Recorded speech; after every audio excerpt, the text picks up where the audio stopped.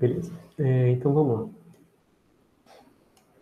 Então, pessoal, na aula passada, a gente estava falando sobre regularização, a gente falou sobre read, falou sobre laço, e eu estava fazendo com vocês as contas do algoritmo do laço, né? Então, a gente falou um pouquinho sobre subgradientes, né? E aí a ideia era o seguinte, né?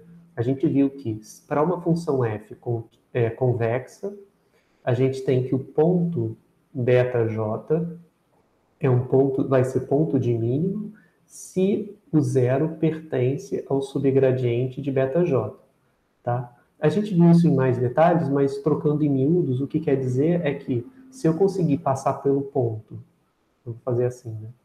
Se eu conseguir passar pelo ponto com uma reta horizontal, por exemplo, aqui, eu consigo passar por uma reta horizontal pelo ponto em questão e essa reta fica toda abaixo da curva, né, abaixo da função f, então esse é um ponto de mínimo, tá? Então esse é o raciocínio, né, pessoal? Aqui está o beta-j. Então esse é o objetivo. Se o zero pertence ao subgradiente, é porque eu consigo traçar naquele ponto uma reta horizontal passando pelo ponto e que está toda abaixo da curva. Exceto no próprio ponto, que a curva que os dois se encostam, né? Mas o que eu quero dizer é isso, que a reta está toda abaixo da curva. Intuitivamente, isso faz sentido, né? Porque vai valer para uma curva assim, vai valer para uma curva assim, vai valer para curvas assim, né? Enfim, não importa como seja esse biquinho, se a função é convexa, eu sempre consigo passar com uma reta horizontal, né, por aquele ponto, sendo que essa reta está abaixo da curva. Quando isso acontecer, aquele ponto é ponto de mínimo. Tá? Então, isso é só uma generalização da ideia de derivar igual a zero. Então, a gente calcula o subgradiente, e se o zero pertence ao subgradiente, naquele ponto, aquele ponto é ponto de mínimo da função. Tá? Supondo, é claro, função convexa. Então, deixa eu apagar aqui. Então, esse foi o mecanismo que a gente definiu na aula passada para otimizar uma função que não é diferenciável, mas que é convexa. Aí a gente tinha chegado no seguinte, vou copiar para cá, para a gente ter essa expressão. A gente tinha chegado no cálculo do subgradiente com respeito a beta-j da minha função f. Está muito alto esse barulho, pessoal? Está tendo obra aqui do lado? Para mim tá tranquilo. Tá, beleza. Então a gente tinha chegado nisso, né? O subgradiente tinha três expressões. A primeira expressão era um conjunto unitário menos 2 ρj mais 2zj beta-j mais lambda. Se beta-j fosse positivo, nossa, ficou grande, deixa eu diminuir um pouquinho.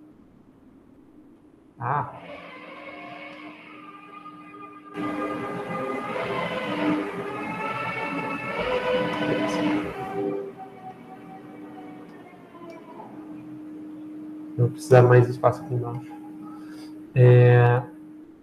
Bom, e aí se o beta-j fosse igual a zero, né, aí a gente viu que dava menos 2 ρj mais 2zj beta-j menos lambda, e do outro lado dava menos 2 ρj mais 2zj beta-j, e continua pequeno.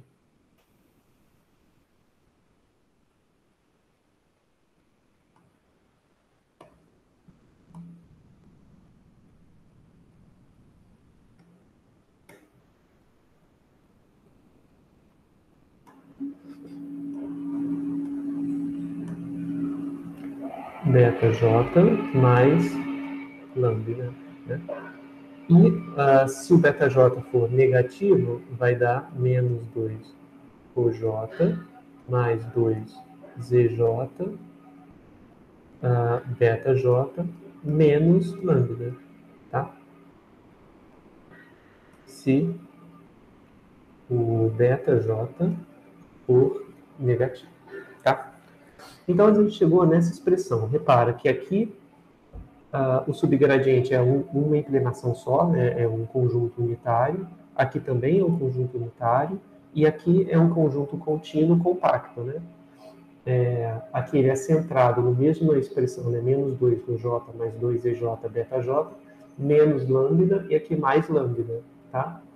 Então, esse intervalo é um intervalo do tipo centrado em menos 2 por j mais 2 ZJ beta j,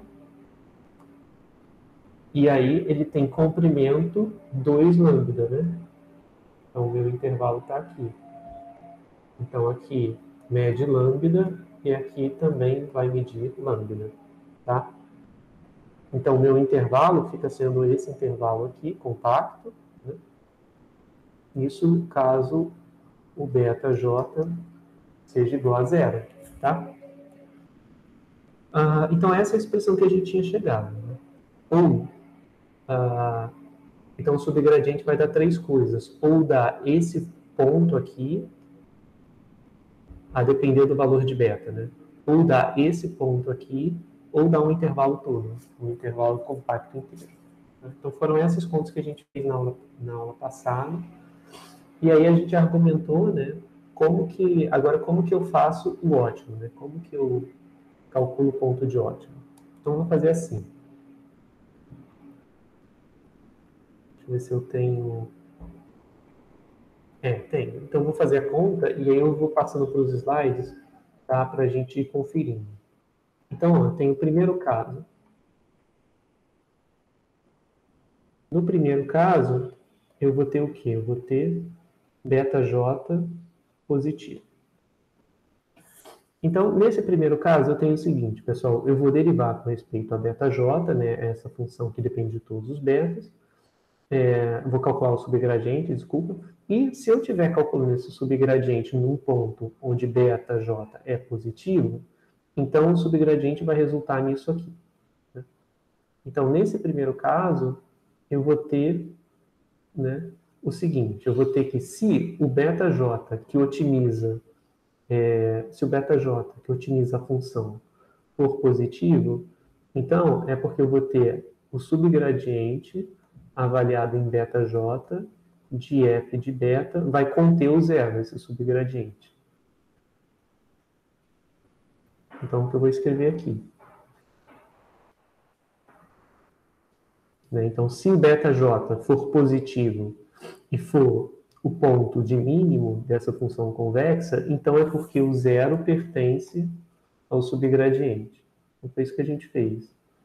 Então, se o zero pertence ao subgradiente, o que quer dizer? Quer dizer que o zero pertence ao conjunto menos 2 ρj mais 2 zj, beta-j mais lambda. Tá? Por quê? Porque o subgradiente é igual a esse conjunto unitário, então se zero pertence ao subgradiente, quer dizer zero pertence ao conjunto unitário. Bom, mais zero pertence ao conjunto unitário, como só tem um elemento, isso quer dizer que o zero tem que ser igual a esse elemento. Não tem outro jeito. Né? Então, vamos lá. Se isso é verdade, né, isso é equivalente, então, a termos... aí eu quero resolver para beta-j, né? Então, eu vou passar para lá o 2 OJ, menos lambda, né, porque eu passei esse cara nesse campo para o lado, dividir por 2 ZJ, encontrei isso como sendo beta-j, tá? Então, olha só, pessoal. O meu primeiro caso, ele está completo. Por quê? Eu estou supondo, se o beta que otimiza é positivo, então, contas, beta-j tem que ser igual a essa quantidade. 2 ρj menos lambda dividido por 2 EJ. Tá? Mas, pessoal, isso está atrelado ao caso de que beta-j deve ser positivo. Aí, eu estou supondo que beta-j é positivo, cheguei que o beta-j tem que ser igual a esse valor, né? Então, isso só vai valer, pessoal, se esse valor for positivo, porque ele é igual ao beta-j. Né? Então, isso aqui vai valer, né, se a quantidade 2ρj menos lambda sobre 2zj por maior do que zero. Porque essa quantidade é igual ao beta-j, né, no fim das contas. Então, isso vai acontecer se e somente se o quê? Se a gente tiver, aqui eu posso cortar o 2 com 0, e o zj, quem é zj? Vamos olhar a definição de zj.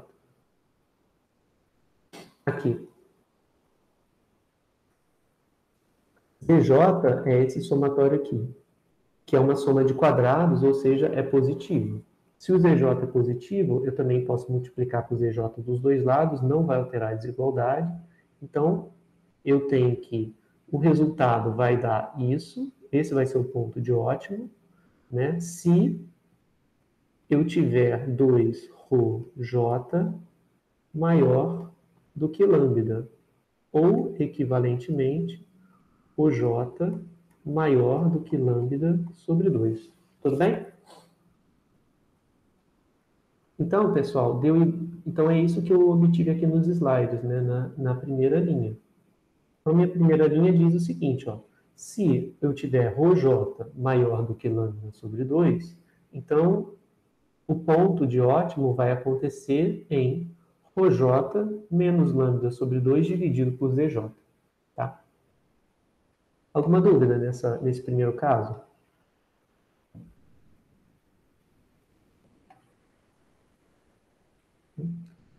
Aí agora eu quero fazer o terceiro caso. Eu vou pular o caso 2, porque o caso 2 é um pouco diferente. O terceiro caso é bem análogo ao caso 1. Então, no terceiro eu tenho beta-j negativo. Então, se o ponto de ótimo acontece no valor beta-j negativo, então eu vou ter de novo, né? Para ser ponto de ótimo, o zero tem que pertencer ao subgradiente. Isso vai implicar que zero tem que pertencer a qual conjunto, né? Zero tem que pertencer a esse conjunto aqui. Que agora eu estou com beta-j negativo, então ele tem que pertencer ao conjunto menos 2 por j mais 2zj beta-j menos lambda. Bom, se isso é verdade, então é porque o zero tem que ser igual a menos 2 ρj mais 2zj beta-j menos lambda. Ou seja, isso vai acontecer se e somente se a gente tiver... Aí já vou botar direto, tá, pessoal? Beta-j igual a... Esses dois caras passam para o outro lado, né? ρj mais lambda dividido por 2zj. Bom, mas isso tem que valer se... Isso só vai valer, né, se eu comecei lá no início, supondo que o beta-j é negativo.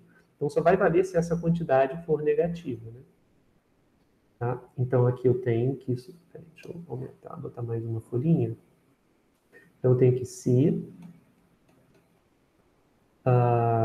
essa expressão aqui for positiva, negativa, desculpa, 2ρj mais lambda dividido por 2zj por negativo. Aí, de novo, né? O zj é positivo, então eu posso multiplicar tudo por 2zj e não vai alterar. Então, isso aqui vai ser equivalente a ter ρj menor do que menos lambda sobre 2. Tá? Ou seja, se o beta-j for menor do que zero, eu caio nesse caso daqui. Né? E aí quer dizer, né, esse é o ponto de ótimo, quando o beta-j é negativo, se o ρj for menor do que menos lambda sobre 2. Tá? E aí fica faltando o segundo caso, né? Que foi onde a gente parou na aula passada. Então, vamos fazer o segundo caso. Caso o beta-j seja igual a zero. Né? Que só falta esse caso, né? A gente já olhou beta-j positivo, beta-j negativo, agora beta-j igual a zero. Bom, pessoal, aí agora o que acontece, né? Acontece o seguinte. Quando eu escrevo isso, né, que o meu segundo caso é beta-j igual a zero, eu estou escrevendo a seguinte coisa. Eu estou dizendo, e se o ponto de ótimo for zero, né? Porque antes eu estava dizendo, e se o ponto de ótimo for maior que zero? E se o ponto de ótimo for menor que zero? Agora falta olhar se o ponto de ótimo for igual a zero, né?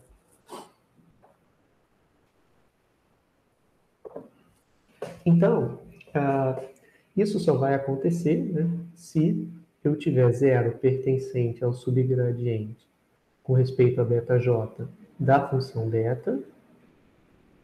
E se isso acontece, é porque o zero pertence a esse intervalo que está aqui. Então, zero pertence ao intervalo. Pessoal, só para eu poder escrever e ter espaço, eu vou chamar assim, K menos lambda, K mais lambda. Eu vou botar até KJ, tá? Para manter o índice. Onde KJ é igual a menos 2 ρ J mais 2 ZJ beta J, tá? Só para não ficar muito grande, eu consegui escrever tudo na mesma linha. Então, o zero pertencer a esse intervalo é equivalente a acontecer o seguinte, né? É equivalente a ter que a distância... como que era? A distância entre...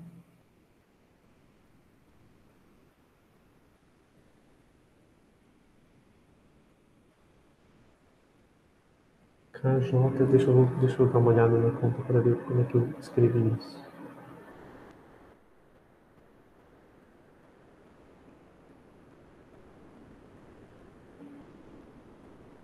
Tá, é verdade. Faltou, né? Faltou isso aqui. E aí eu posso continuar, né? O KJ eu estou chamando disso, e agora dá uma olhada. Como eu estou supondo, nesse segundo caso, que o beta J é zero, tudo isso aqui vai dar zero, né? Então, o KJ, na verdade, está sendo igual a menos duas vezes o OJ. Então, eu tenho zero pertence a menos 2 ρJ menos lambda, menos 2 ρJ mais lambda.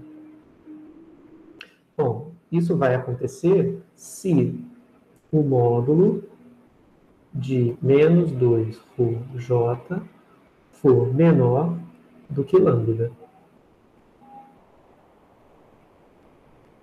Certo?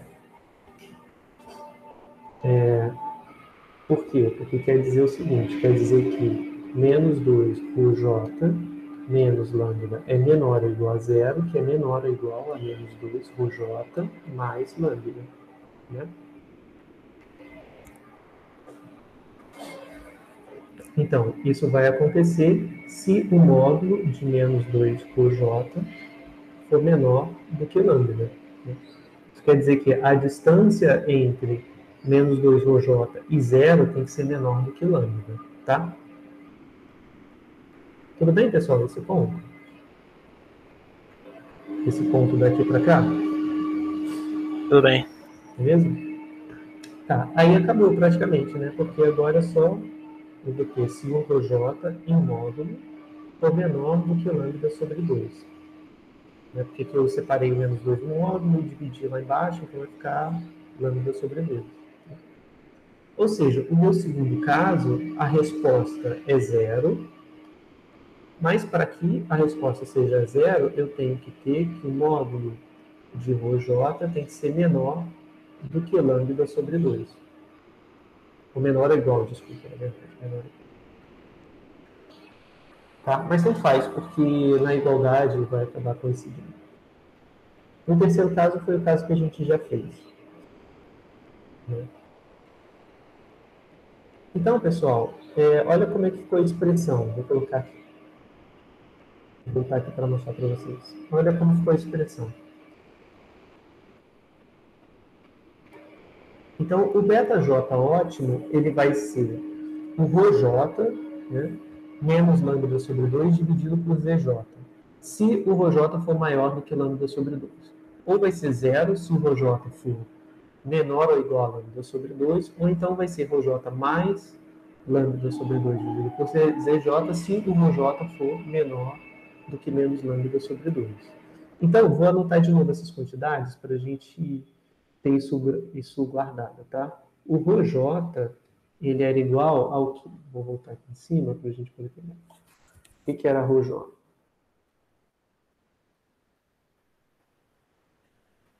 Onde eu tinha definido ele, lá em cima. Aqui. O ρj era o somatório indo de 1 até n, yi menos somatório L diferente de J, xi L, beta L, x e J. E o ZJ era igual ao somatório dos quadrados dos x e J, né, em I. Então, essas são as duas quantidades que vão definir o algoritmo, tá?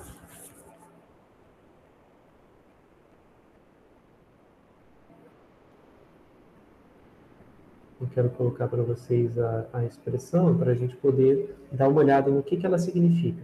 Então, nota que o ρj, ele depende dos betas L, onde L é diferente de J, né?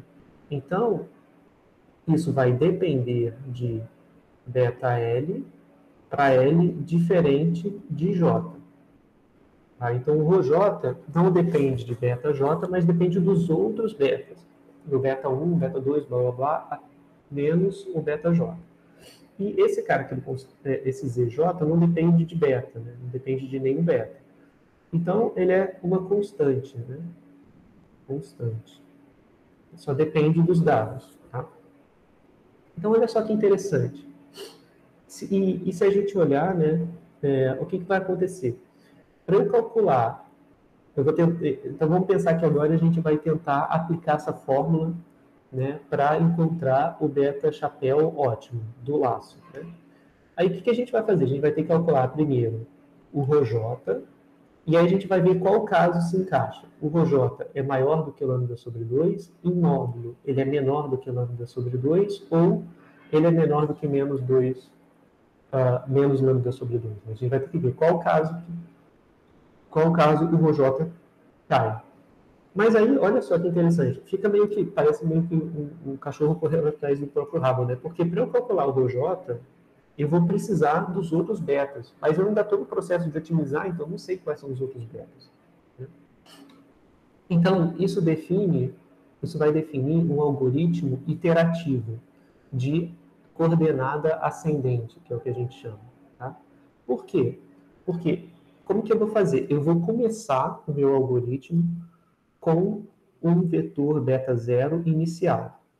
Esse vetor beta zero inicial, ele vai ser um beta zero, que é o intercepto, beta 0, 1, que é o primeiro valor, até o beta 0, p. Tá?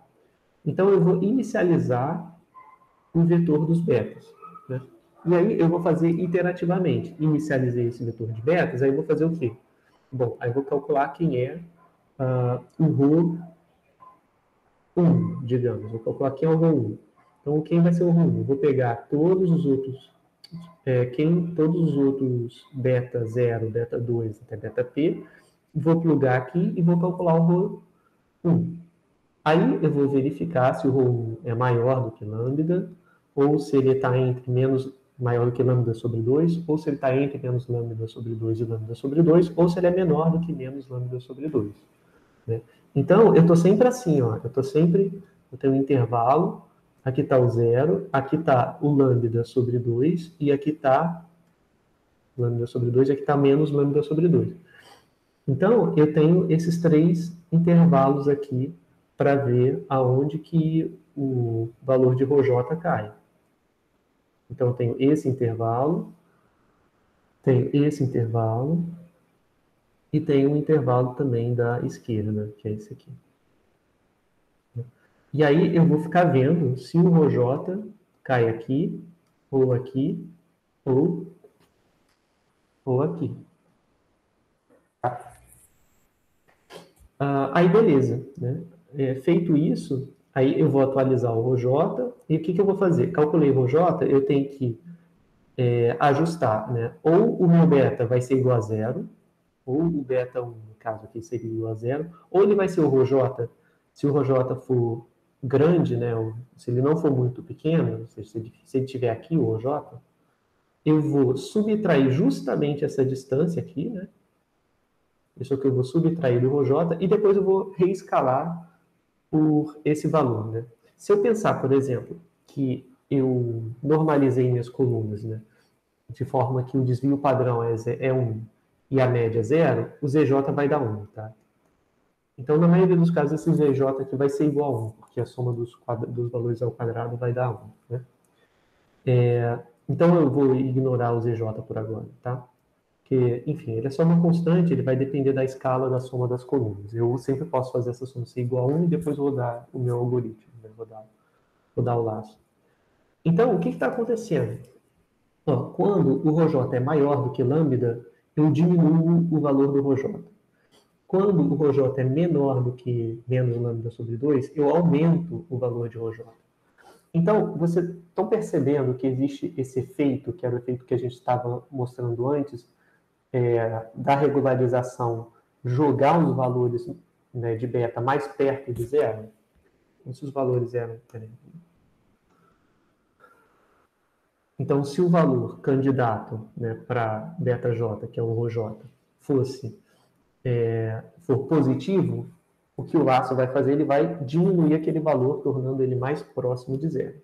Se o valor for negativo, ele vai aumentar o valor, tornando mais próximo de zero. Então, aí, embutido no algoritmo de atualização dos betas, né, para o laço, você tem esse comportamento de shrinkage, né, que a gente chama de encolhimento dos betas, para eles ficarem em torno de zero, né, para eles ficarem com magnitude menor.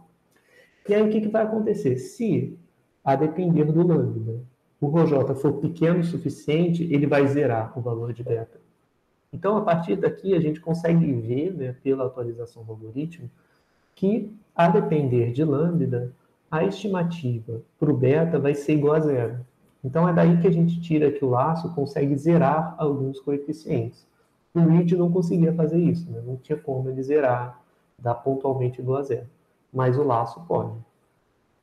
E aí, pessoal, o algoritmo fica interativo dessa forma. A gente tem que começar com o beta zero, e aí a gente vai atualizando, né? Na próxima iteração, a gente vai ter, primeiro, né, eu comecei com esse vetor, aí agora eu vou fazer o beta 1, 1, e o resto tudo vai ser zero. Beta P, 0. Depois eu vou atualizar o segundo beta. Vou atualizar o beta 2. O beta 1 já está atualizado, o beta 2 vai estar atualizado dados os outros betas e assim sucessivamente. Quando eu acabar de atualizar, de botar todos os betas de 0 para 1, aí eu vou fazer de novo. Vou fazer a segunda iteração, e a terceira, e a quarta, até convergir. Isso é o que a gente chama de coordenada ascendente. Repara que não tem gradiente sendo calculado, né? Eu não estou fazendo algo do tipo beta da iteração i mais 1 igual a beta da iteração i, mais ou menos, né? Depender se é maximizar ou minimizar gama vezes, sei lá, o gradiente do beta, enfim, na função f. Eu não estou fazendo isso. Eu estou calculando direto o beta na coordenada de interesse em função do beta das outras coordenadas. Então, é o que a gente chama de coordenada ascendente. Bom, como é que funciona? Então, é um algoritmo diferente de gradientes, né? Porque você está otimizando coordenada a coordenada. Deixa eu ver se eu consigo pegar uma figura aqui para poder mostrar como é que isso acontece graficamente. Essa daqui ainda está no horizontal, eu queria uma que não estivesse. Essa aqui serve. Aí eu quero só mostrar para vocês, pessoal, o que é a coordenada ascendente. Coordenada ascendente converge muito rápido. Tá? Vou mostrar para vocês por quê. Vamos supor que essa é a superfície que eu quero otimizar, tá? No laço, a superfície não vai ser assim.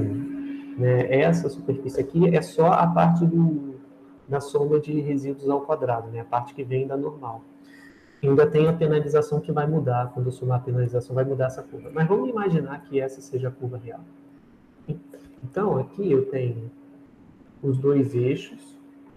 Então, aqui eu vou ter um beta 1 e aqui eu vou ter um beta 2. O método de coordenada ascendente funciona assim. Vamos supor que eu tenha começado aqui. Esse seja o meu beta inicial. Tá? Então, o esquema de coordenada ascendente vai fazer o seguinte. Ele vai otimizar dado o beta 2, vai achar o melhor valor de beta 1. Então, ele já vai vir de cara para, digamos, aqui. Ele vai andar na horizontal. Agora, dado o valor de beta 1, eu vou atualizar o valor de beta 2. Ele vai parar mais ou menos aqui, digamos. Agora, dado o valor de beta 2, eu vou otimizar em beta 1. Tá vendo como ele converge muito mais rápido? Aqui eu estou só ilustrando, né? Mas o que acontece é que eu não tenho mais o gradiente que só me dá a direção ótima localmente, né? O que eu estou fazendo eu estou otimizando coordenada a coordenada. Então, o que eu tenho que imaginar? Eu tenho que imaginar que eu estou pegando essa curva, que na verdade é uma curva de nível, né? Mas ela representa uma montanha, né? E eu estou fatiando a montanha horizontal aqui nesse sentido. Aí, quando eu fatio a montanha, eu olho a curva que ficou, né? Quando eu retiro aquele pedaço, eu vou olhar, vai ficar uma coisa meio gaussiana. Aí eu vou lá no pico e vou para lá direto. Então, faço esse movimento. Depois eu faço um corte vertical, quando eu estiver andando no beta, né? Aí eu faço por mim, porque não ficou passando por aqui. Eu faço um corte vertical e eu vejo qual é o ponto de ótimo. Digamos que tenha sido aqui. Aí eu já vou para lá direto. Então, esses passos aqui, pessoal, cada passo desse é um passo longo, né? Porque eu já estou olhando para tudo que vem na frente, né? Para tudo que vem naquela direção. Né? Enquanto que no método do gradiente, você vai andando de pouquinho em pouquinho. Tá? Você anda de pouco em pouco, porque exatamente, né, a direção que você tem de garantia para a direção ótima é que a direção é ótima se for um movimento pequeno, se for um movimento local. Né? Do método dos gradientes em si. Né? O resultado é que o gradiente é a direção de variação ótima infinitesimal. Então, você não pode andar muito. Se você andar muito, você perde aquela direção ótima. Ela pode ser qualquer coisa. Pode ser que você esteja andando numa direção muito ruim a longos passos. Mas a curtos prazos, né, a curtos passos, é uma direção muito boa. Tá? Então, essa é a diferença, né, entre o método de atualização do laço, que acaba sendo esse método que eu mostrei para vocês, né, acaba sendo o método de coordenada ascendente, né, que é diferente do método de gradientes. Tá? A gente podia, pessoal, fazer laço via gradiente. Tá? Podia só escrever basicamente a expressão, né, e usar, por exemplo, o TensorFlow ou então o PyTorch, como a gente já vem usando, só que ao invés de fazer com o modelo de rede neural, a gente faz com a função objetivo mesmo, né, e coloca lá uma penalização. Aí ele vai calculando via gradiente. Tá? Então é possível, é só que eu queria mostrar para vocês esse método, que é o método padrão, né, de otimização dentro do laço. Tá? Ficou alguma dúvida, pessoal, nesses updates? Deu para entender mais ou menos o espírito da coisa? De como funciona? Pra mim tá tranquilo. Beleza. Então, aí eu só quero colocar um pouquinho mais de intuição no resultado em si, tá? Então, a gente não vai fazer mais conta, só para colocar para vocês um ponto aqui. Então, percebe o seguinte, né? Se a gente colocar... Ficou o ponto, a seguinte questão, né? Tem que começar com o beta inicial. Mas de onde você vai começar? Bom, você pode começar, por exemplo, na solução de mínimos quadrados, né? Uma solução razoável. Você começa, você pode pegar como ponto inicial a sua solução de mínimos quadrados, né, que é uma solução só sobre a soma residual de quadrados, ou seja, supondo que a penalização não existe ou que o lambda é igual a zero. Né? Então, começa nesse caso. Se você for fazer isso, nota que a derivada com respeito ao beta-j da soma residual de quadrados, avaliado no ponto ótimo, vai ser zero. Né? Por quê? Porque esse ponto é justamente o ótimo do beta-hat OLS, né? O beta-chapéu de mínimos quadrados, por definição, minimiza essa quantidade. Então, na hora que eu estiver calculando o gradiente com respeito ao beta-j, nesse ponto, esse gradiente vai dar zero. Tá? Então, se isso acontece, né, se a gente inicializa com os betas como sendo o valor da estimativa de mínimos quadrados, a gente vai ter, né, esse update, né, igual a zero. E aí, portanto, o beta chapéu ALS vai ser o ρj baseado no início dividido por ZJ. Né?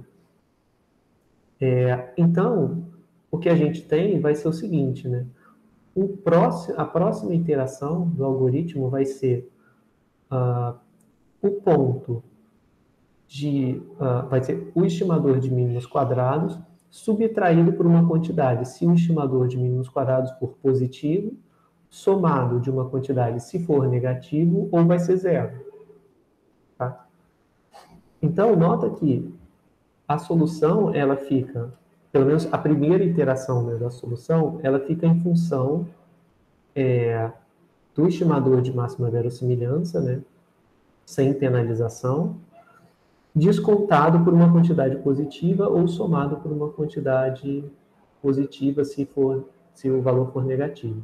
Então, o que está acontecendo aqui é também aquela questão do shrinkage, né, de jogar o valor para zero. Eu começo com o estimador de mínimos quadrados usual, sem penalização, e reduzo a magnitude dele. É isso que essa etapa está fazendo. E se ele já for pequeno o suficiente, ele vai dar zero. Então, aqui eu tenho um algoritmo, como eu tinha falado, né, de coordenada descendente aí, ou ascendente, dependendo de como você estiver definindo, né, se você tem um problema com sinal de menos na frente de tudo, mais na frente de tudo. Mas é basicamente isso. Né? Então, é isso que se faz usualmente. A gente começa o algoritmo com os mínimos quadrados e aí você vai iterando. A partir da segunda iteração, quando você for calcular o seu beta chapéu 2, J, aí já vai começar a ser diferente. Já vai começar a dar um valor diferente. Tá? Já não vai ser mais essa expressão aqui. Né? A expressão vai ter que ser atualizada de acordo com o que apareceu aqui anteriormente.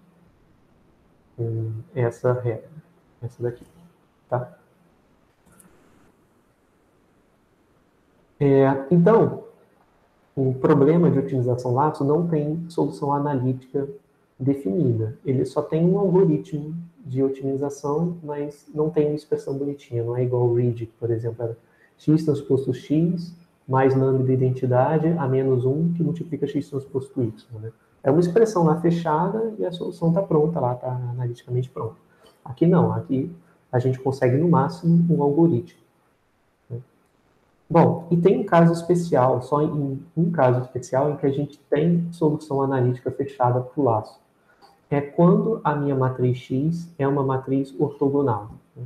Ou seja, que as colunas formam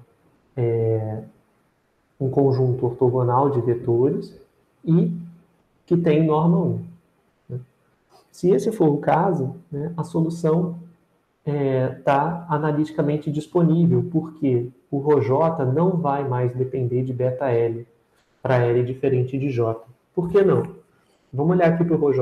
O que acontece? O ρj é definido por esse somatório aqui, né? Mas o que é esse somatório? Bom, dentro dele tem esse somatório, né? Mas como é que eu posso escrever o ρj? Eu posso escrever o ρj assim. Somatório yi x e j menos somatório, indo de 1 até n, do somatório de L diferente de J, x e L, beta L, x, i, j, certo? O que eu fiz? Eu passei o xj para cá e coloquei o somatório em i, né, em todo mundo, e separei o somatório em i. Eu joguei o somatório para os dois termos, e aqui eu joguei o xi para os dois termos, e ficou assim. Se eu fizer mais um remanejamento, né, eu vou obter o seguinte. Esqueci do i. Menos. Agora eu vou trocar, tá? Deixa eu ver, peraí, deixa eu ver se eu preciso trocar ou se eu preciso deixar assim.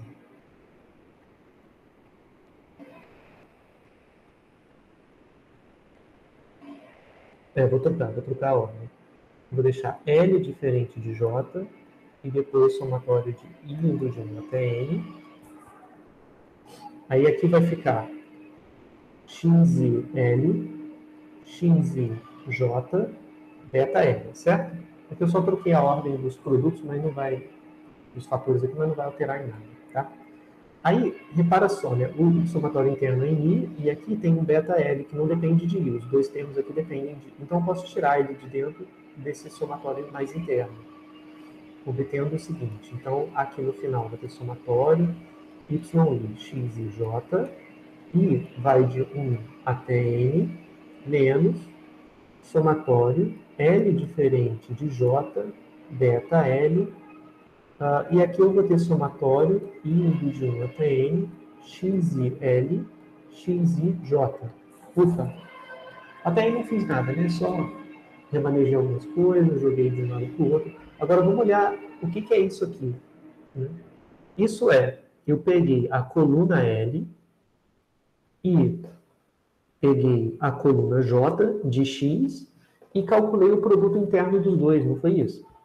Olha, eu calculei o produto interno da coluna L com a coluna J de X.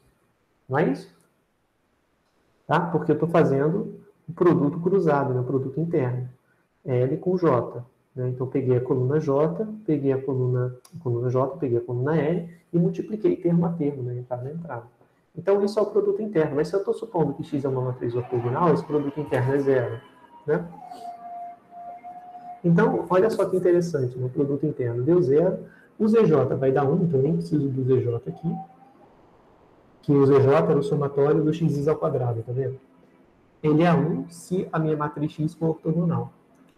Então, nesse caso, né, nota que como esse somatório aqui, como esse somatório mais interno vai dar zero por causa do fato de que a matriz X é ortogonal, esse valor de OJ se reduz a somatório, onde I vai de 1 até N, de YI, XIJ, e aqui, essa parte dá zero, né, para todo L. Vai dar zero para todo L, porque aqui só tem L's que são diferentes de J. O único caso em que isso aqui não daria zero seria se o L fosse igual a J. Então, nesse caso, daria 1 somatório. Né? Mas como aqui eu já separei, e aqui só tem L's diferentes de J, todos esses termos vão dar zero. Então, aqui, esse somatório vai dar zero. Porque aqui dá zero sempre, 0 vezes beta L dá zero, o somatório de zero dá zero. Tá?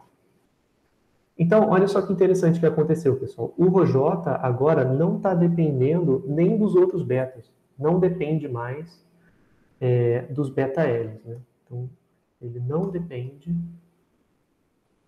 mais dos beta L's para L diferente de J. Se não depende mais dos beta L's para L diferente de J, eu não tenho mais um algoritmo iterativo, né? A solução analítica está pronta, porque eu não preciso mais de um L, de beta L para calcular beta J. Então, eu já consigo calcular tudo direto. Então, pessoal, é o que vai acontecer. A minha solução vai ser dada por... se eu começar dos mínimos quadrados, né? A minha solução vai ser o beta chapéu do mínimo quadrado menos lambda sobre 2, se o beta do mínimos quadrados for em módulo, né? Se o beta do mínimos quadrados for maior do que lambda sobre 2. Se for menor que menos lambda sobre 2, eu aumento um pouquinho. E se tiver entre lambda sobre 2 e menos lambda sobre 2, eu zero. Né? Então, nesse caso, né, no caso em que a matriz X é ortogonal, existe solução analítica para o laço.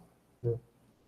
A solução analítica vai ser montada em cima da solução de mínimos quadrados, e aí eu vou pegar aqueles valores e vou subtrair lambda sobre 2, se for positivo, se for valor acima de lambda sobre 2, se for abaixo de menos lambda sobre 2, eu somo lambda sobre 2, e se for pequeno o suficiente o valor do módulo, né, do mínimos quadrados, eu vou colocar zero. Né? Então, a figura que a gente tem em mente, né, é essa figura daqui. Eu vou colocar o beta do laço em função do beta do ALS. Tá? Então, esse é um gráfico que aparece muito para explicar como eu obtenho o laço em função de OLS. Essa representação gráfica é para X ortogonal. Tá? X ortogonal. Então, se a matriz X for ortogonal, o que vai acontecer? Deixa eu pegar aqui, vou abrir uma nova janela, só para eu conseguir ter as duas coisas ao mesmo tempo. Para a gente poder ver a expressão.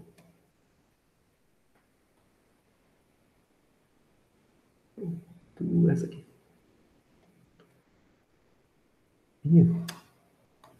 Depois eu não posso salvar isso não, porque eu estou criando página em branco. Tá, aqui está uma expressão, aqui está outra. Beleza. Então vamos ver. Deixa eu dar mais um zoom aqui.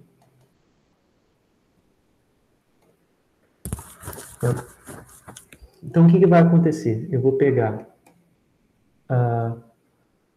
o beta chapéu laço, vamos olhar para esse primeiro caso, tá? Em que eu tenho beta chapéu OLS maior do que lambda sobre 2EJ. Aqui a gente pode sempre ver, né, os EJ como se fosse 1, se a matriz for ortogonal. Se a matriz não for ortogonal, no sentido de que ela não está normalizada pelas colunas, ou seja, as colunas não dão 1, a norma 2 na coluna não dá 1, se for, mesmo assim, eu ainda consigo solução analítica, só que vai aparecer esse termo ZJ, tá? Que vai fazer essa normalização que eu não fiz. Então, aqui também vale se a matriz X não for ortogonal, mas se ela for toda, se as colunas, né? Se ela não for ortogonal pelo fato de que as colunas não têm norma 1, ainda assim vale, né? Mas fazendo com que o produto interno de cada par de colunas dê zero, ainda tem solução analítica. Então, é nesse caso que eu estou representando aqui. Tá? Então, o que vai acontecer? Aqui eu tenho a reta y igual a x, essa reta aqui. Então, essa é a reta que vai dizer, né, que vai pegar os valores iguais de beta chapéu de mínimos quadrados com beta chapéu do laço. Então, o que vai acontecer? Eu vou calcular quanto vale lambda sobre 2 ZJ, e aí, se eu tiver o beta chapéu acima desse valor, né, então estou colocando aqui, acima de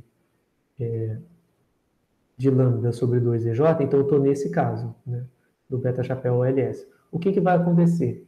Então, nesse caso, né, o caso em que eu tenho os valores aqui em cima, eu vou ter que subtrair lambda sobre 2 elevado sobre 2EJ. Então, eu venho para cá para baixo. Então, isso origina a reta em azul, certo? Eu peguei o valor e subtraí. Então, o beta laço vai ser a mesma coisa que o beta OLS, só que subtraído de lambda sobre 2EJ. Então, vem para cá. Então, esse seria o valor do beta laço, né? Seria essa altura daqui. Tá? Então, ó, eu tinha essa altura e ela foi jogada para cá para baixo.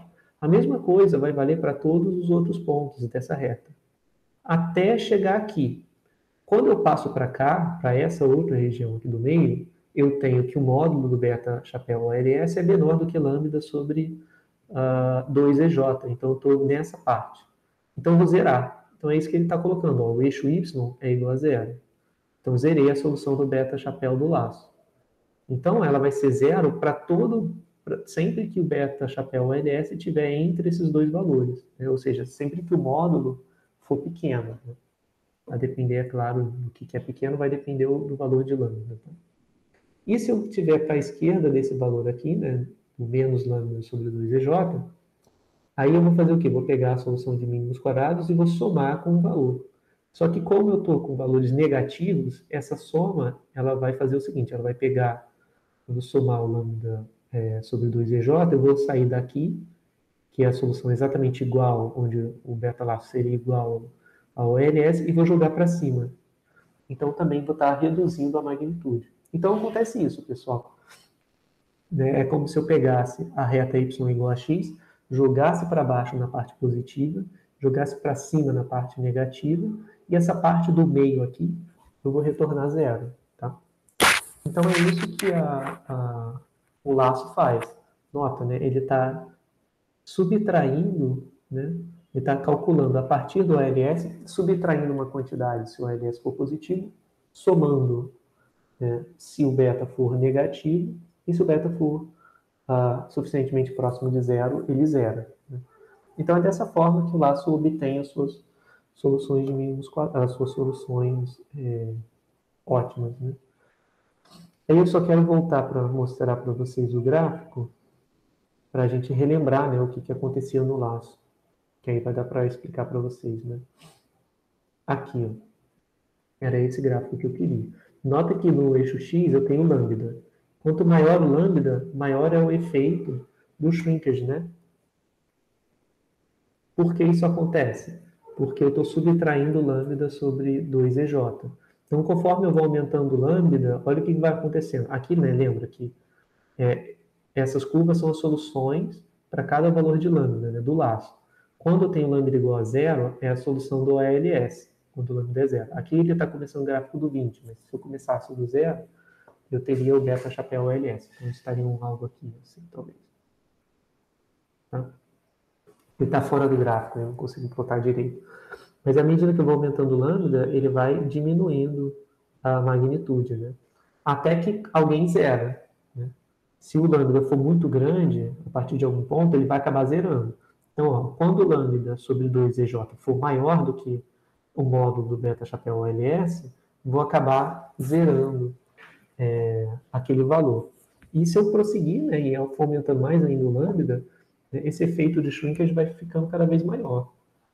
Então, conforme eu aumento o lambda, eu vou jogando essa reta cada vez mais para baixo, né? E aí quando ela ultrapassa o eixo, né, quando ela passaria o eixo, por exemplo, aqui, eu vou jogar o valor para zero. Ou, por exemplo, aqui, né, ela ultrapassou o eixo, eu vou jogar para zero. Então, quando o lambda vai aumentando, né, a tendência é que aconteça isso, é que eu vá zerando valores de beta. Então, é isso que explica que o gráfico vai diminuindo os coeficientes até os coeficientes serem iguais a zero.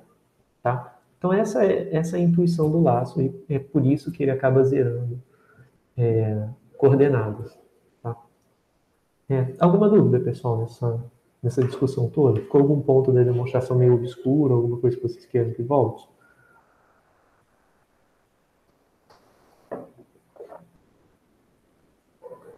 Não?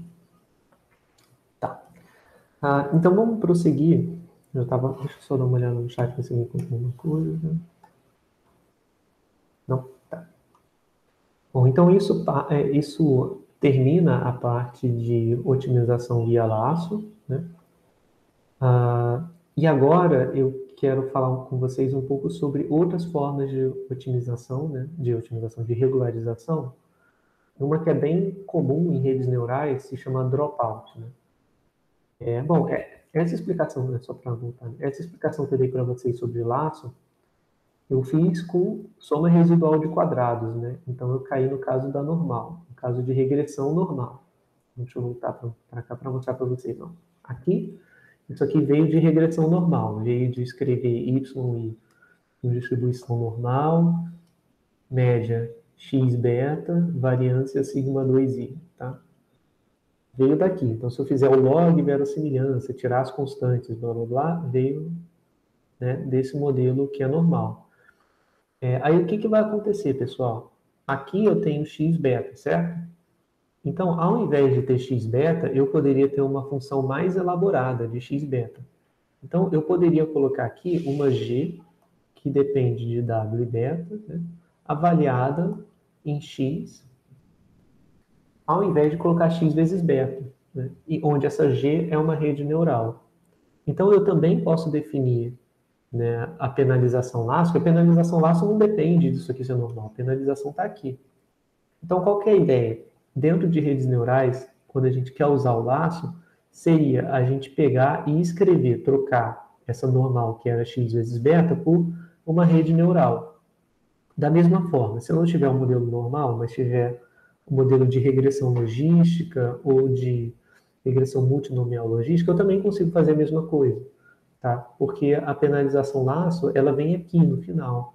Então, não tem a ver com os valores que aparecem aqui. Quer dizer, tem a ver até tem, mas a penalização vai ser sempre essa. Lambda vezes a soma do módulo de beta-j. Né? Então, em redes neurais, a gente coloca, a única alteração que a gente tem para fazer quando vai rodar regularização laço é só adicionar esse termo na minha função de perda, né, na minha loss. Então, aqui eu vou ter a função de perda que equivale à verossimilhança normal, que equivale à verossimilhança de regressão multinomial logística ou regressão logística, o que seja, e eu coloco essa penalização aqui, né? E aí é isso. Aí, é claro, né, eu vou perder esse esquema que é bem interessante, né, de atualização, porque ele só vale o esquema em si, né, de coordenada ascendente, eu deduzi dependendo fortemente da expressão da soma residual de quadrados. Então, se eu trocar isso para a rede neural, já não tem mais essa solução bonitinha. E aí eu tenho que fazer gradiente, tá? Depois, né, talvez na semana que vem, eu já mostre essa penalização em algum modelo na hora de treinar, para a gente ver se melhora a previsão ou não. Mas vai ser tudo com método de gradientes, não vai usar esse método de coordenadas, tá? Mas, enfim, é interessante que a gente saiba porque é bastante usado, né? Essas regularizações são muito usadas em rede neural. E elas são usadas porque a ideia é aquela ideia dos splines, de que eu mostrei no gráfico que tinha os splines, né? Que a gente tem um modelo que é sem a regularização, ele pode até dar overfitting, mas a regularização é colocada lá para que o spline não fique oscilando muito, né? Para que ele oscile pouco. Então, ao fazer isso, a previsão melhora. Como os modelos de redes neurais eles têm capacidade de dar overfitting, então, são modelos que a gente tira um bom proveito de usar métodos de regularização, né, para justamente contornar essa questão do overfitting. Tá? Bom, e aí agora a gente vai falar sobre o dropout, que é uma outra forma de regularização, é muito diferente do read e do laço. Tá? E ela é bastante popular, né, e é recente. Então, esse método dropout, ele veio de um artigo de 2014, né, tá aqui o artigo, né, Dropout, a Simple Way to Prevent Neural Networks from Overfitting. Eu coloquei o link aqui, que depois a gente pode acessar para ver mais detalhes sobre o artigo. Mas qual que é a ideia, pessoal? A ideia é a seguinte, então vamos olhar aqui para uma rede neural padrão. Então está aqui minha rede, é totalmente conectado e tudo mais, né? Bom, no artigo os autores notam o seguinte, eventualmente algumas dessas unidades aqui podem ficar com ativações muito dependentes uma da outra. Como assim muito dependentes uma da outra? Por exemplo, se eu aprender, se os pesos que entram nessa unidade aqui forem iguais a menos os pesos que entram nessa unidade aqui, e a função de ativação for uma função ímpar, né, pode ser que essa unidade, se esses pesos aqui forem iguais, que essa unidade esteja cancelando as unidades de baixo, cancelando essa e essa, se os pesos aqui forem os mesmos. Né? Então pode ser que ela cancele essas unidades. Então essa é uma forma que a rede está fazendo de tipo cancelar algumas unidades em pares ou em trios, né? Então tem várias formas disso aí acontecer. Né? E por que E o que a gente faz a partir do conhecimento disso, né? Isso é bom, isso é ruim? Bom, e o argumento é o seguinte: isso não é muito bom de acontecer. Por quê? Porque a rede está sendo muito dependente. Os neurônios estão contando muito com o que o outro neurônio vai fazer, né, para definir a sua regra de decisão. Quando, na verdade, seria mais produtivo se os neurônios aprendessem de forma mais independente um do outro, né, as formas de você fazer classificação, né? Então, isso elimina algumas redundâncias. Outras redundâncias possíveis, essa é uma redundância que a gente chama de cancelamento. Ela não é tão ruim, mas existem outras redundâncias que são muito piores. São, por exemplo, se os pesos que entram aqui em azul, aí eu vou colocar aqui em vermelho para diferenciar. Se os pesos que entram em azul forem iguais aos pesos que entram em vermelho, né, então essa ativação sempre vai ser igual a essa. Né? E aí, aqui em cima, né, na hora de combinar, eu só precisaria, digamos, né, se fosse o mesmo peso, eu só precisaria de um dos neurônios. Então, se eu deixar assim, né, eu posso estar usando muito mais neurônios do que o que eu preciso. E a rede pode acabar aprendendo esse tipo de coisa, né? Aprendendo muito, ao invés de simplificar as coisas, de olhar o seu output em função do output das outras, né, das outras unidades. E aí, qual que é o caminho que os autores propõem? Eles propõem o seguinte: ó, na hora que eu tiver fazendo o cálculo do backpropagation, a cada iteração, eu vou sortear, vou jogar uma moeda para cada unidade. Então, para esse aqui, nesse neurônio eu jogo uma moeda, esse eu jogo uma moeda, esse eu jogo uma moeda, esse eu jogo uma moeda, esse eu jogo uma moeda. Se der cara, eu vou apagar aquele neurônio antes de fazer o update. Se der coroa, eu deixo ele lá. Então, a cada iteração do algoritmo, algumas unidades vão morrer. E com elas, os pesos vão morrer também. E outras unidades vão sobreviver e elas vão levar adiante o sinal que vem da imagem. Então, aqui é a rede com dropout. Tá? Quando eu faço isso, o que acontece? Né? Agora, esse neurônio ele não vai poder contar com a presença do outro neurônio que está aqui do lado e ficar mimetizando o que o outro está fazendo. Né? Não é como se os neurônios tivessem vontade própria, tá, pessoal? Isso não tem. Mas como o algoritmo está fazendo o update, né, dos neurônios, ele pode acabar chegando a uma solução ótima local ou algo assim, que passa por isso, que passa por tornar os pesos dependentes uns dos outros. Né? E aí, quando você faz isso e vai apagando aleatoriamente, né, os neurônios que sobram naquela iteração, eles não podem ficar contando sempre que um outro neurônio vizinho vai estar lá para poder ajustar a sua região de classificação em função da região do outro neurônio.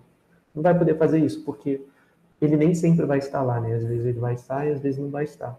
Então o neurônio acaba aprendendo, cada um dos neurônios acaba aprendendo, cada um dos perceptrons, acaba aprendendo a ser mais independente. Né? Enfim, tudo é muito assim, é muito, talvez um pouco abstrato. Bom, e tem alguns detalhes, né, nesse tipo de raciocínio. O primeiro deles é que a cada iteração a gente faz isso, né, antes de fazer um forward pass, né, que é calcular as previsões e calcular os gradientes, né, no backward pass. Então acontece isso, a gente vai, antes de fazer, na primeira iteração do algoritmo, antes de calcular o gradiente, a gente vai apagar aleatoriamente algumas unidades, calcula-se, né, a previsão, né, e aí, em função daquela previsão, a gente calcula a derivada, né, para trás, para cada um, via backpropagation, para cada um dos pesos. Então, aí não vai entrar os pesos referentes às variáveis que sumiram, né? Então aqui não vai entrar nem esse, nem esse, nem esse, e assim sucessivamente. Mas na próxima rodada, né, aí fiz a primeira iteração, na segunda iteração eu volto com a rede toda de novo, completa, com todos os neurônios, com todos os pesos que eu já tinha inicializado ou calculado, e aí eu vou sortear de novo, vou jogar essa moeda outra vez para cada unidade, tanto aqui, quanto aqui, quanto aqui, né? Vou jogar essa moeda outra vez, e aí para cada uma delas, e aí vai ter uma outra rede que vai ser treinada, tá? E assim sucessivamente. Então, é assim que a gente calcula, que a gente faz o dropout.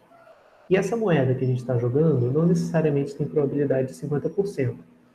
A cada neurônio vai ter uma probabilidade P, né, no intervalo 0,1, de estar desativado, né, e a desativação vai ocorrer de forma independente para de cada uma das outras redes que tiverem, né, a cada iteração. Tá? Então, esse que é o raciocínio por trás do método de dropout. E aí, pessoal, tem um pequeno porém, né? É o seguinte, terminei de rodar o algoritmo, terminei de fazer minhas previsões, e agora? Desculpa, terminei de otimizar os parâmetros, e agora? Agora eu vou querer fazer previsões, né, fora da amostra, a próxima etapa, depois que terminei de treinar, e aí eu tenho que pensar no seguinte, né? No momento que eu vou fazer as previsões, eu vou fazer as previsões com todos os neurônios ativos, né, com todos eles ativados. Então, só no treinamento é que eu fui apagando neurônios aleatoriamente a cada iteração, né? Apagando e depois reativando, apagando e reativando, e assim sucessivamente.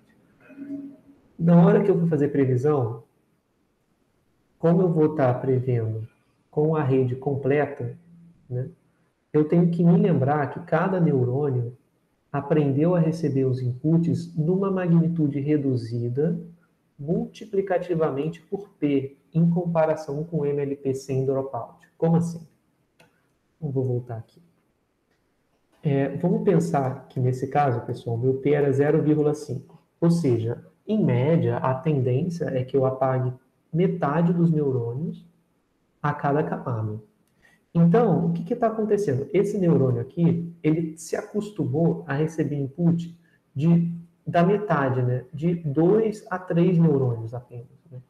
Quando eu colocar todos os neurônios de volta, se eu for fazer a previsão assim, né, a previsão vai ficar horrível, porque esse neurônio se acostumou a receber valores, né, que são somas de 2 neurônios apenas. E eu estou dando para ele todos os neurônios. Então, a ordem de magnitude vai ficar dobrada. Né? A ordem de magnitude dos impulsos que entram no perceptron, né, ela fica 2 vezes maior no treino do que era, 2 vezes maior no teste do que ela era no treino. Para corrigir isso, o que eu tenho que fazer?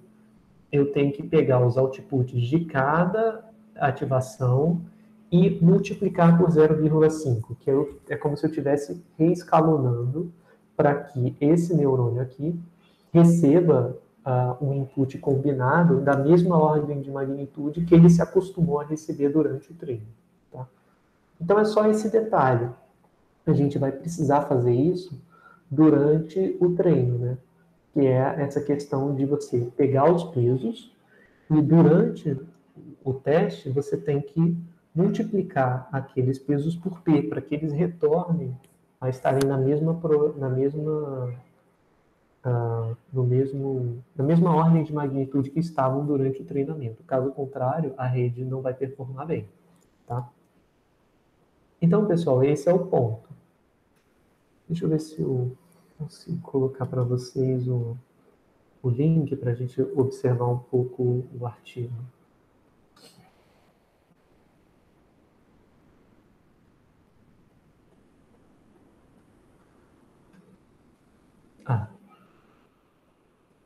Beleza. Eu só vou então passar para os outros 2 slides e aí a gente fala sobre isso. Então vamos lá. Eu quero só mostrar alguns resultados e aí eu vou para o artigo para mostrar para vocês mais coisas. Então aqui, não vou precisar mais do outro lado. Aí eu separei algumas ilustrações que eu achei interessantes do artigo deles. Primeiro são os pesos que foram aprendidos, né? Esses pesos, pessoal, são os dados, né? São aqueles dados. Lembra que a gente viu que quando a gente tem imagem, a gente consegue pegar o W e colocar de volta na mesma dimensão da imagem, para ser, então aqui, esse cara daqui é um dos pesos, esse aqui é outro conjunto de pesos, né? Se eu for olhar a primeira camada latente, esses pesos estão olhando direto para a imagem, né? Então tem a mesma quantidade de pesos é a quantidade de pixels que eu tinha nas imagens. E se eu ordenar, então, cada peso associado ao pixel e colocar numa matriz na mesma ordenação dos pixels, eu consigo ver o que cada neurônio está aprendendo, né? O que cada neurônio está acostumado a ver. E aí a ilustração deles é o seguinte, que quando você não usa dropout, não fica muito claro o que cada unidade está aprendendo. Né? Ainda assim, você consegue treinar um modelo, consegue bons resultados, como a gente vem fazendo aí, né, nas listas e durante as aulas. Mas existe uma dependência entre o que um neurônio aprende e o que o outro vai aprender. E a gente só não consegue ver um padrão claro, porque provavelmente o padrão claro se forma quando eu começo a combinar esses neurônios, né, os pesos desses neurônios, na camada seguinte. Então, se eu for olhar cada um separadamente, vai ser essa imagem que não faz muito sentido. Né? Enfim, o algoritmo ele consegue prever, no final das contas, mas os pesos ficam muito dependentes de um neurônio para o outro. Quando você faz com dropout, né, o que cada neurônio aprende fica mais independente do outro. Então, ele acaba pegando esses padrões aqui, tá vendo? Onde está mais escuro, é aonde o neurônio está aprendendo a olhar para ver se aquele pedaço da imagem está ativado ou não. Né? Então, dessa forma, a gente tem pesos que são mais independentes uns dos outros. Né? E você já consegue, com um neurônio só, identificar todo um padrão claro, né? de traçado, assim, ou assim, ou assim, ou assim. Então, é isso que tende a reduzir o overfitting, né? Porque você não está mais usando uma penca de neurônios para fazer o que um neurônio sozinho poderia fazer. Então, essa que é a ideia intuitiva dos autores. Né? E aqui tem essa aplicação que eu acho interessante, né, para ver o que acontece com os pesos. E a última que eu peguei deles, né, era a comparação um conjunto de teste. Então, ele está mostrando, olha, está reduzindo, de fato, o overfitting. Por quê? Ele está mostrando aqui várias rodadas, né, vários erros de teste, para diferentes arquiteturas sem dropout e com dropout. E a gente vê, né, que o erro de classificação com dropout fica mais baixo. Tá? Então, o que ele está falando? Né, as redes neurais têm de 2 a 4 camadas, não são muito profundas, né, não é nada do tipo Inceptions da vida, né? Cada uma com 1024 a 2048 unidades. Ainda assim, são modelos com muitos parâmetros, né? Porque vamos supor que sejam 2 camadas de 1024, então da camada 1 para só da camada 1 para a camada 2, né, já vai ter 1024 vezes 1024, mais de 1 milhão de parâmetros para estimar. Então são redes com muitos parâmetros, mas não são redes muito profundas. Então o dropout acaba aumentando, né, melhorando a classificação do algoritmo, ou seja, reduzindo mais a probabilidade de erro de classificação em comparação com o modelo que não tem dropout. Tá? Deixa eu então mostrar para vocês, pessoal, algumas coisas do artigo em si, porque tem umas ilustrações interessantes lá. Tá.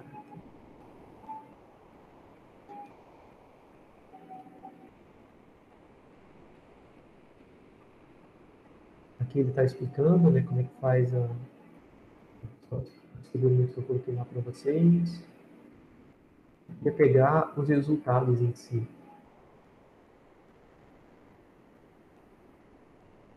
Como que é a construção do modelo.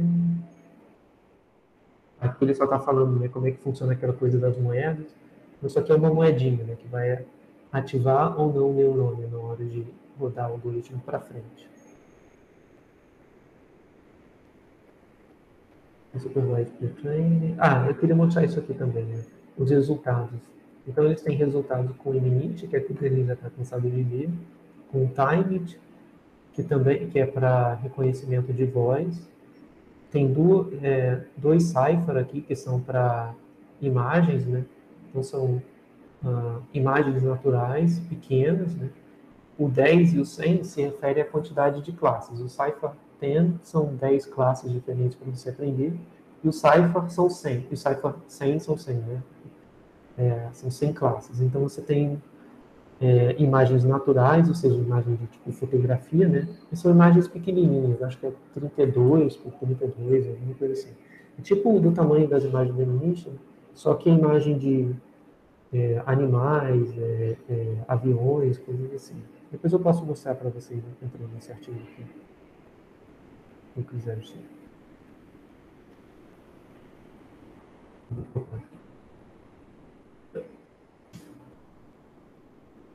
Depois eu volto lá para a gente ver. Até tem aqui, né, lá na frente, eu vou depois mostrar para vocês. Tem esse aqui também que é de número, né, mas é com o Google Street View, que eles pegavam os números das plaquinhas, né, das casas, né, para poder fazer o reconhecimento, né, para o correio.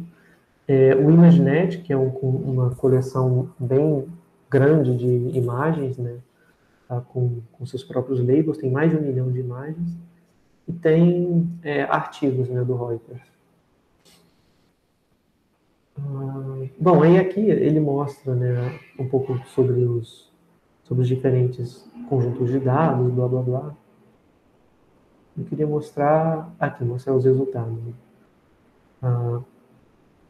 Então, aqui são todas as redes que eles rodaram, né, para o caso do início.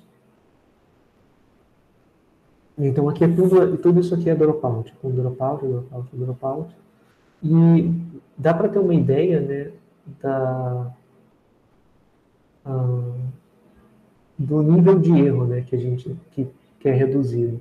Então, não é uma coisa assim, tipo, você roda a rede usual e você tem um erro de 10%, aí você roda a rede com dropout, o erro cai para 1%. Não. Isso aqui tudo é sempre assim, é um edgezinho a mais que você consegue no percentual de erro. Então, olha a rede padrão, né? Está aqui a arquitetura. São 2 camadas com 800 unidades cada uma, né?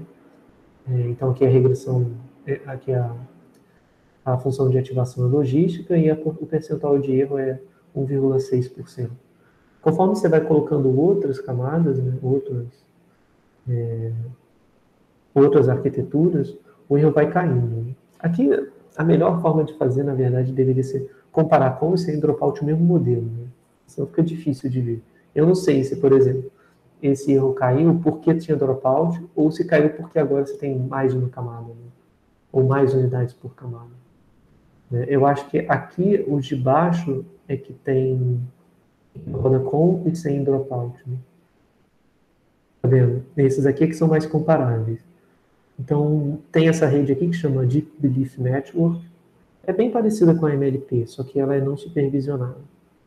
E aí ele tinha 1,18, quando usa com dropout, cai para 1,92. Então, assim, é uma redução percentual, não é tão alta assim, né, mas que dá aí um pouquinho a mais como é que fala? De precisão, né?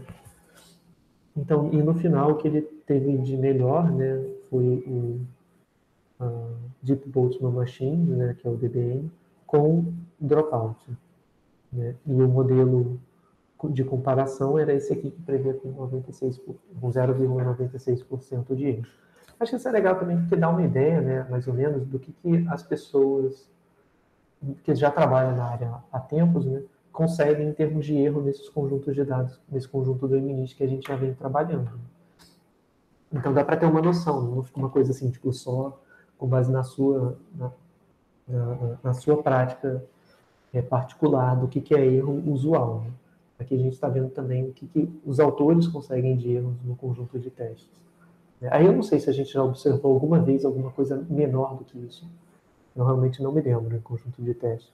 Minha impressão é de que sim, teve pelo menos alguma coisa que a gente conseguiu acertar mais de 99% das vezes. Então acabou sendo algo mais ou menos nessas escalas aqui. Mas eu não consigo lembrar exatamente. Talvez com rede convolucional a gente tinha conseguido Eu não me lembro exatamente. Mas enfim, né? Aí tem aquele gráfico que eu estava mostrando. Google Street View. Eu quero chegar aqui, nesses outros conjuntos de dados. A próxima, quando for fazer convolucional, eu vou colocar o CipherTemp para vocês trabalharem. Então, esse conjunto de dados, ele está dado aqui, né? Então, para esse aqui, a gente tem muita... Tá vendo como as imagens são bem mais difíceis do que no caso dos números, né? Então, a gente tem pássaros, né? Tem gato, alce, cachorro, sapo, avião, carro, né? Cavalo, navios e caminhões. Então são coisas bem diferentes, né, uma coisa da outra, mas como a resolução é bem pequenininha, né, você fica um pouco mais difícil de você pensar, né, de você conseguir treinar o modelo para que consiga discernir essas coisas, sem contar que são imagens coloridas agora, né?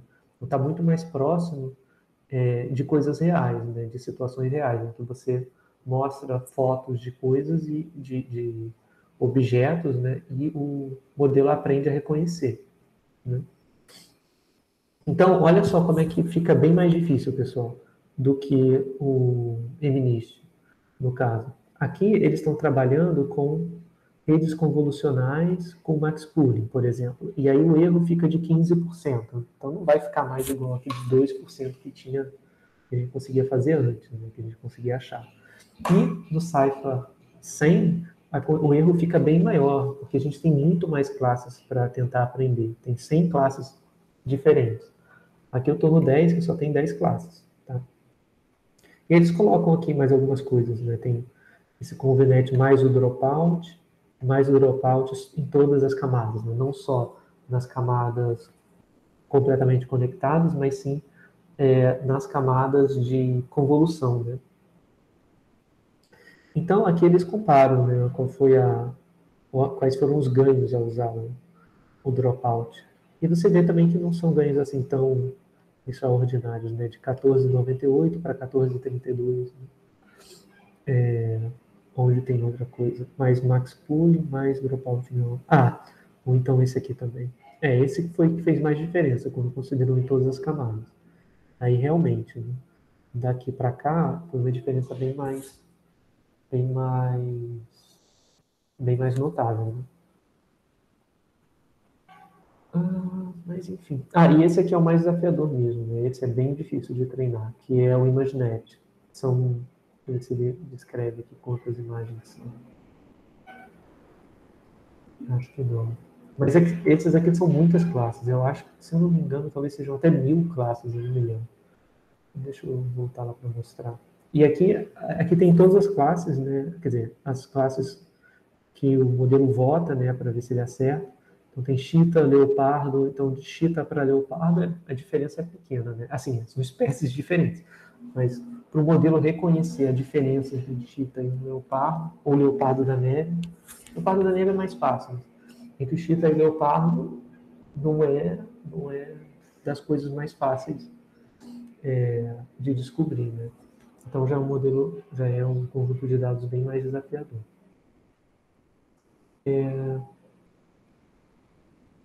Bom, enfim, só queria voltar para ver as dimensões, né, aqui do ImageNet.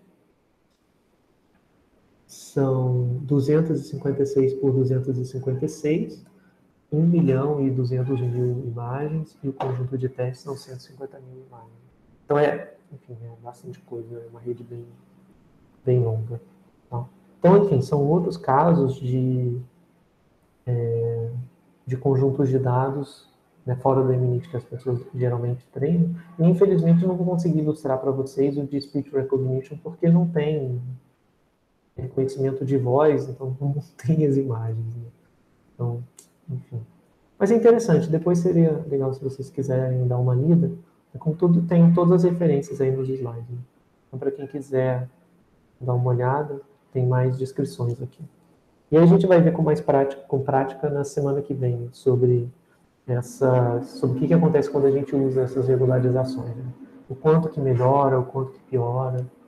A minha experiência típica aqui com o dropout, que a gente acaba vendo é que a diferença entre treino e teste diminui bastante. Né? Quando a gente vai rodando e vendo iteração a iteração, fica bem mais próximo uma coisa da outra. Mas o ganho que a gente tem em termos, quando coloca o dropout e olha os testes, é ganho marginal, não é um ganho tão alto assim. Mas vale a pena, né? Se é ganho, e se for fácil de programar, vale a pena. Se for muito difícil, pode não valer. Mas como todos os pacotes atualmente já fazem dropout de forma interna, né, de forma mais fácil, meio que não tem razão para não usar, né? Porque você ganhar aí mais 1%, 0,5% de acurácia num conjunto de testes só por colocar uma linha a mais no modelo, no código, vale a pena. Tá? Bom, pessoal, eu vou parar por aqui hoje. A minha ideia seria comentar um pouquinho sobre backpropagation, mas como está quase no final, eu acho melhor a gente deixar para falar sobre isso na aula que vem. Então, na aula que vem, eu vou voltar um pouco, vou voltar na parte de backpropagation, só para a gente ver o algoritmo de novo e tirar as dúvidas, e fazer essas ilustrações que ficaram faltando, né, do dropout e das outras regularizações. Tudo bem? Bom, então é isso, pessoal. E se alguém tiver alguma pergunta ou algo assim, eu vou terminar a aula por hoje, mas fica à vontade. Tá? Tchau, professor. Falou. Tchau, pessoal. Tchau, Então, professor. semana que vem. Quinta. Até quinta.